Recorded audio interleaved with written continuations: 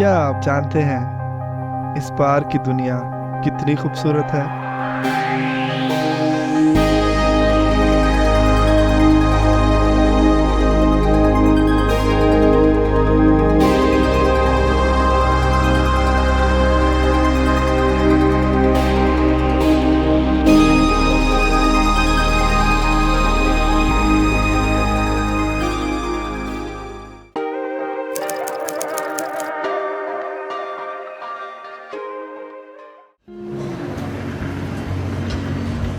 तो दोस्तों, मैं म्यूनिख और बानाफ हूँ और यहाँ से हमारा सफ़र स्टार्ट होता है।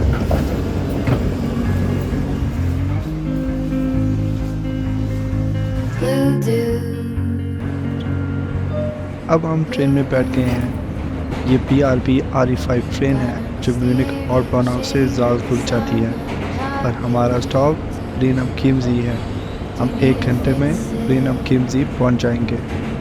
Talking bullshit. It's hard to see you when your eyes look dull. Who's gonna save you? ब्रेनम चिमज़ी पहुंचकर हमें एक दूसरी ट्रेन लेनी थी जो स्टीम इंजन से चलती है। ये चिमज़ी बान है जो 1887 में शुरू हुई थी और आज भी चल रही है। ये जर्मनी की सबसे पुरानी डंप बान यानी स्टीम रेलवे है जो अब भी असल स्टीम इंजन के साथ चलती है।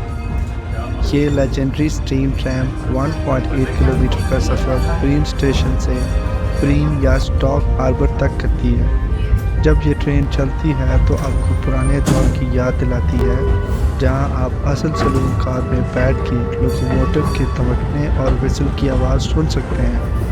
ये एक बेहतरीन सफ़र है जो आपको पुराने दौर में ले जाता है। मगर याद रहे, कैश ज़रूर अपने साथ रखें क्योंकि हमें ट्रेन के अंदर से ही कैश पर टिकट मिला।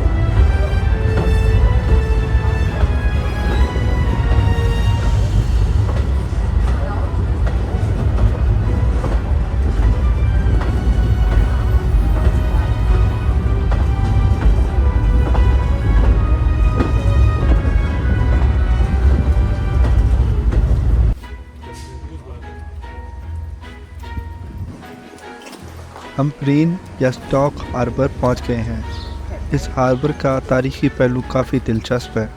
ये 19वीं सेंचुरी के दौरान बनाया गया था जब ये चिमज़ी के जजीरों तक पहुंचने का एक ज़रूरी मरकज़ बन गया था। इस वक्त में रेलवे और स्टीम बोट सफ़र के लिए नए थे और इस हार्बर को बवारिया की हुकूमत ने चिमज़ी के जजीरों को जोड़ने के लिए तैयार किया था। हार्बर से हैगर इंजल और फ्रॉन इंजल तक फेरी चलाई जाती है और ये सफ़र अपने अंदाज में ख़ास है।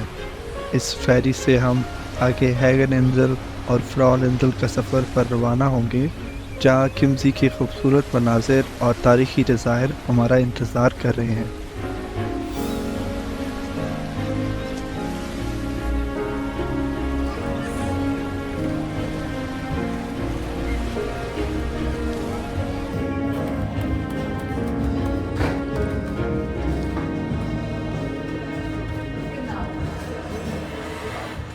अब हम शिप में हैं और यहाँ से आप अपनी टिकट ले सकते हैं।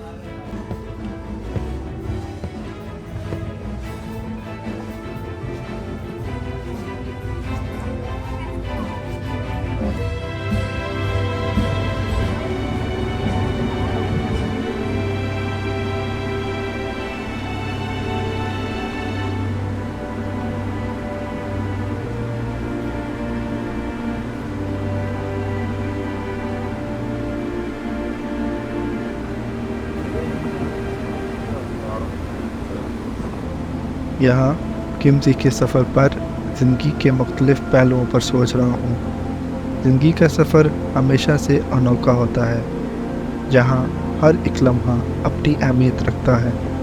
हर नए मंज़र से हमें कुछ ना कुछ सीखने को मिलता है, चाहे वो खुशी हो या मुश्किलात। जर्मनी में रहकर मैंने देखा है कि यहाँ की ज़िंदगी कितनी डाइवर्स और डायनामिक है। यहाँ के लोग अपने सपनों की तरफ बड़े जुनून के साथ बढ़ते हैं, लेकिन ये भी सच है कि इस सफ़र में बहुत सी स्ट्रगल्स भी होती हैं। कभी कभी हमें अपनी मेहनत का फल नहीं मिलता, या कभी कभी अपने आप को अकेला महसूस करते हैं। लेकिन इन सब में सबसे ज़रूरी बात यह है कि हमें कभी गिव अप नहीं करना चाहिए। जब हम नए शहरों और नए जगहों को देखते हैं तो हमें अपनी ज़िंदगी की असल मंजिल ढूंढने का मौका मिलता है। हर नए मंज़िल के साथ हमें ये समझ आता है कि ज़िंदगी सिर्फ मंजिल तक पहुंचने का नाम नहीं, बल्कि हर कदम का लुत्फ़ उठाना भी है। यही वो लम्हात हैं जो हमें याद दिलाते हैं कि हम क्या हैं और हमारा मकसद क्या है। यहाँ जर्मनी में ये सोचना ज़रूरी है कि क्या हम सही डायरेक्शन में जा रहे हैं। हर शख्स की जर्नी अलग होती है। किसी के लिए ये अपने करियर की तरफ बढ़ना होता है, तो किसी के लिए अपना सपनों को पूरा करना होता है। लेकिन एक बात हमेशा याद रखनी चाहिए, जो भी आप कर रहे हैं उसमें खुशी ढूंढना बहुत ज़रूरी है। और जब तक आप अपने सफ़र का लुत्फ़ उठाते हैं, तब तक आप हर मुश्किल का सामना कर सकते हैं। हर कदम जो आप उठाते जा रहे हैं वो आपको बेहतर बनाता है। आइए इस खूबसूरत झील के मंज़र में खुद को याद दिलाते हैं कि ज़िंदगी के इस सफ़र का असल मकसद सिर्फ मंजिल नहीं, बल्कि हर एक लम्हे को महसूस करना है। तो दोस्तों, अब हम हैगन इंजल पर पहुंच गए हैं। आप देख सकते हैं कि यहाँ लोगों की लंबी लाइन लगी हुई है जो फ्राउन एंजल या दूसरे हार्बर्स की तरफ जाने के इंतज़ार में है। ये सफ़र कितना खूबसूरत और सुकून भरा था, लेकिन जब हम बोट से उतर रहे हैं थोड़ी सी गर्मी और ह्यूमिडिटी महसूस हो रही है। ऐसा लग रहा है कि यह मौसम हमेशा से यहाँ का हिस्सा रहा हो, लेकिन इस गर्मी के बावजूद यहाँ का हर एक नज़ारा दिलचस्प और पुरसकून है। जब आप सफ़र में होते हैं आपको हर तरह के मौसम का सामना करना पड़ता है, और ये चीज़ भी सफ़र का एक हिस्सा होती है।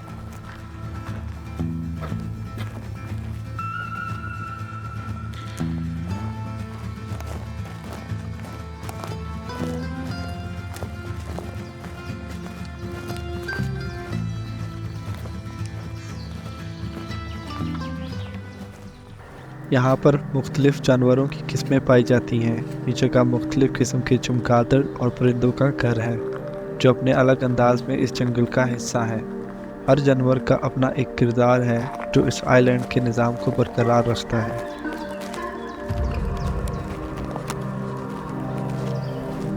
यहाँ पर मच्छर भी बहुत ज़्यादा पाए जाते हैं, इसलिए बग़ैर किसी स्प्रे या नेट के सफ़र करना काफ़ी मुश्किल हो सकता है।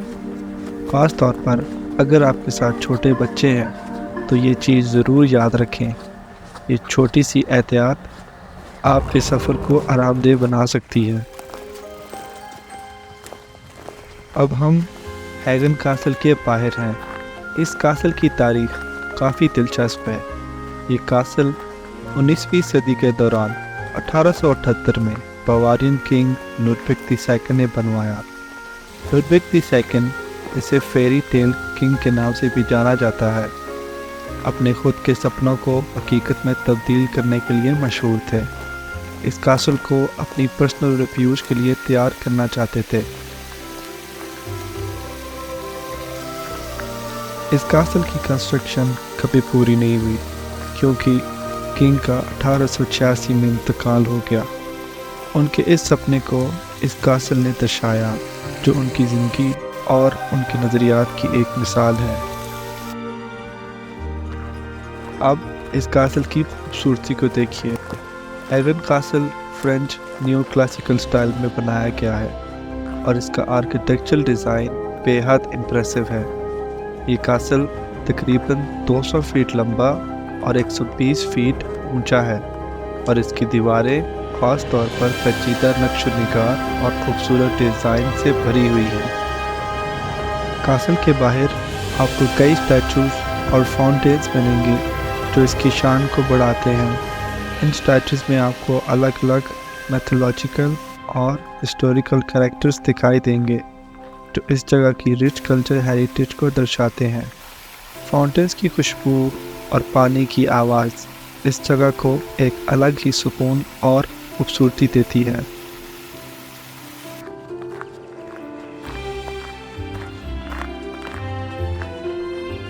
हैगन कासल के आसपास के 11 एकड़ के बागीचे भी इसकी शान को और बढ़ाते हैं।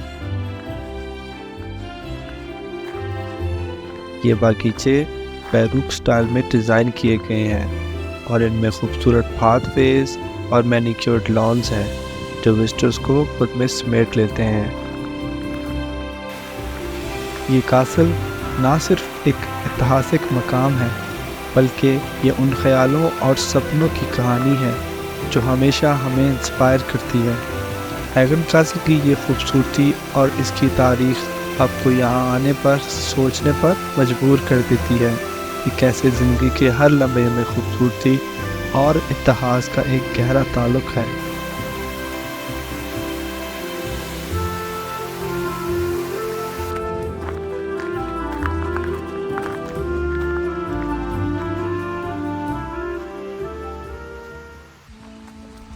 तो दोस्तों, ये था हमारा आज का सफ़र हैगन कासल तक। अगले एपिसोड में हम फ्लावर एंजल की छोटी मगर दिलचस्प दुनिया को एक्सप्लोर करेंगे। अगर आपको ये वीडियो पसंद आई तो ज़रूर बताइए। नीचे कमेंट्स में अपने थॉट्स शेयर करें, मुझे आपके फीडबैक का इंतज़ार रहेगा। और हाँ, अगर आपने अब तक मेरे चैनल लाइफ ऑफ हसन को सब्सक्राइब नहीं किया तो जल्दी से कर दीजिए। इसी तरह की सफ़र और स्टोरीज़ लेकर मैं आपके साथ हाजिर होता रहूँगा। लाइक करें, शेयर करें और दोस्तों को भी बताएं। सफ़र का मज़ा लेने के लिए मेरे साथ जुड़े रहिए और अगले सफ़र तक अपना ख्याल रखिए।